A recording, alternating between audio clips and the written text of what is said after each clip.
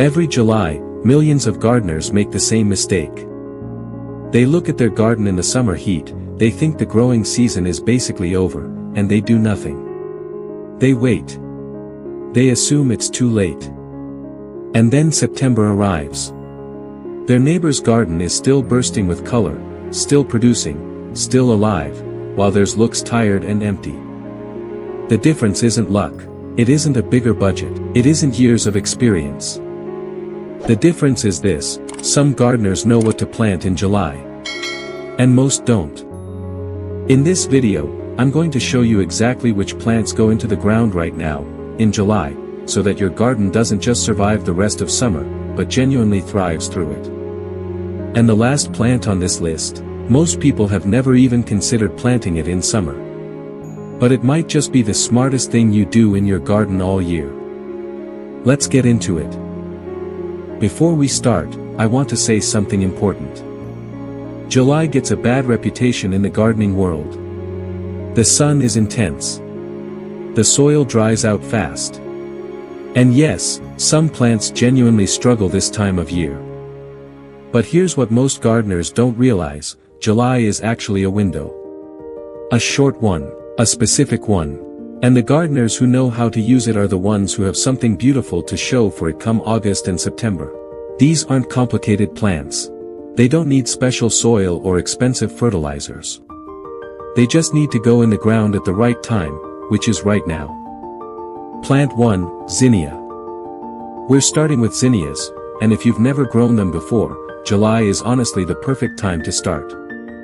Here's why zinnias are special in July. Most flowers planted this time of year take weeks to settle in before they bloom. Zinnias don't do that. They grow fast, they adapt fast, and in just 4 to 6 weeks after planting, they'll be producing some of the most vivid, colorful blooms your garden has ever seen. Zinnias love heat. Not just tolerate it, they actually perform better in warm conditions than in cool spring weather. While other flowers are wilting and fading in the July sun, zinnias are just getting started. Plant them directly in the soil in a sunny spot.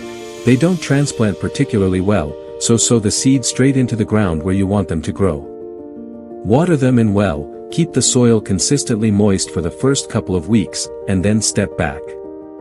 By late August, you'll have a garden that looks like it was planned months in advance. And nobody needs to know you planted it in July. Plant 2, Sunflower. I know what some of you are thinking. Aren't sunflowers a spring thing? Shouldn't these have gone in months ago? For the giant varieties, yes. But for the dwarf and medium sunflower varieties, July planting works beautifully. These smaller types mature in as little as 50 to 60 days, which means a July planting gives you full blooms right at the start of September. And September sunflowers are actually something special. By then, most summer gardens are starting to look a little worn. But your sunflowers will be standing tall and bright, giving your garden a second wave of color exactly when everything else is slowing down. Sunflowers ask very little from you. Full sun, decent soil, regular watering at the base, not on the leaves, and they'll do the rest. They're one of the most rewarding things you can put in the ground right now. Plant 3, Lettuce and Leafy Greens. This one surprises people every time. Lettuce, in July. It sounds wrong.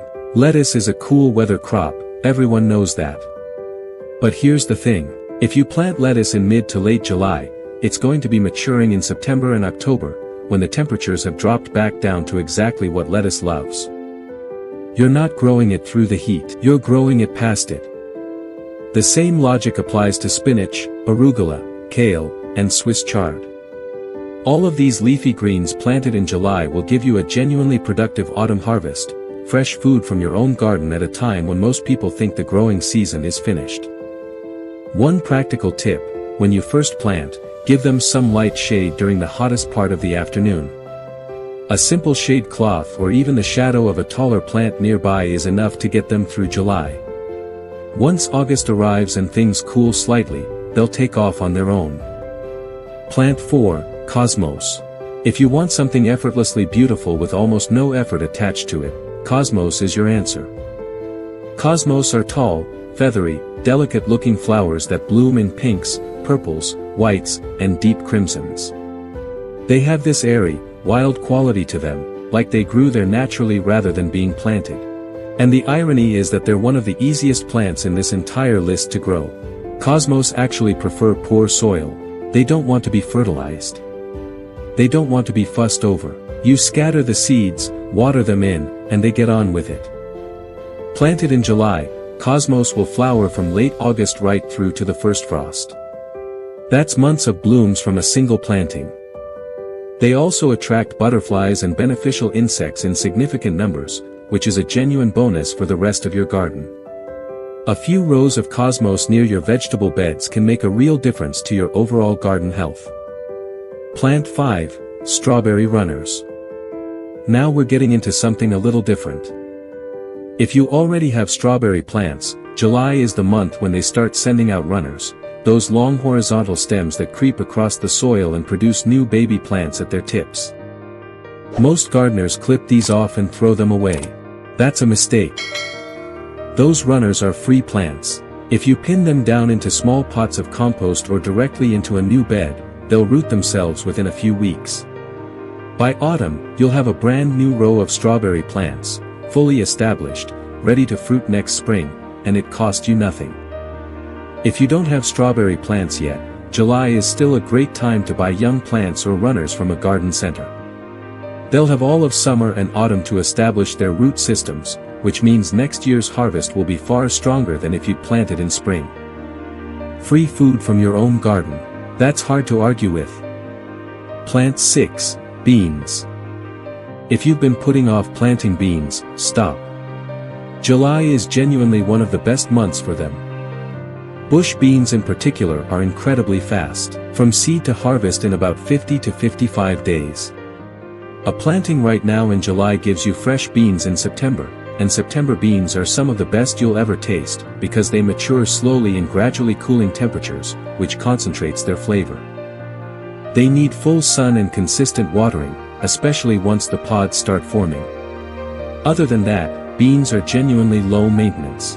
They even fix nitrogen in the soil, which improves the soil for whatever you plant there next season. Plant them in a sunny raised bed or directly in the ground. Give them a simple stake or trellis if you're growing climbing varieties. And in about 7 weeks, you'll be harvesting more beans than you know what to do with. Plant 7, Rudbeckia/Black-Eyed Susan. And here we are at the last plant, the one I mentioned at the beginning that most people never think to plant in summer. Rudbeckia. Also called Black-Eyed Susan.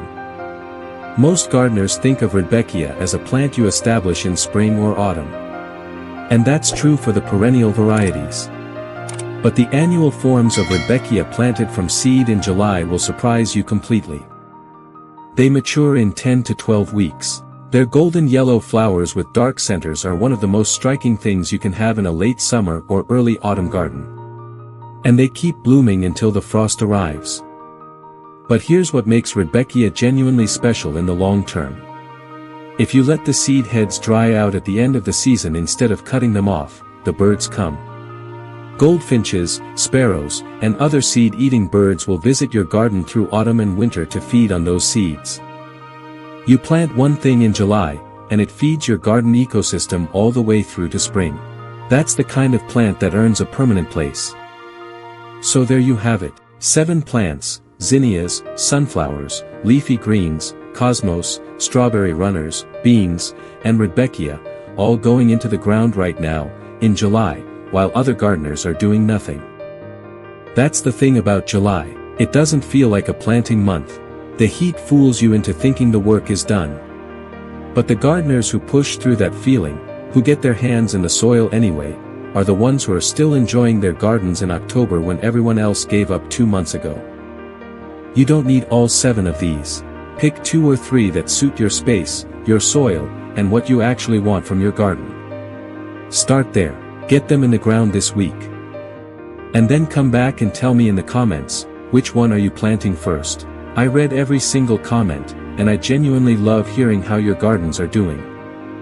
If this video helped you, a thumbs up takes 2 seconds and it helps this channel reach more people who love gardening just as much as you do. So subscribe to Easy Grow Home because your one subscribe give me motivating to work more harder. Happy gardening.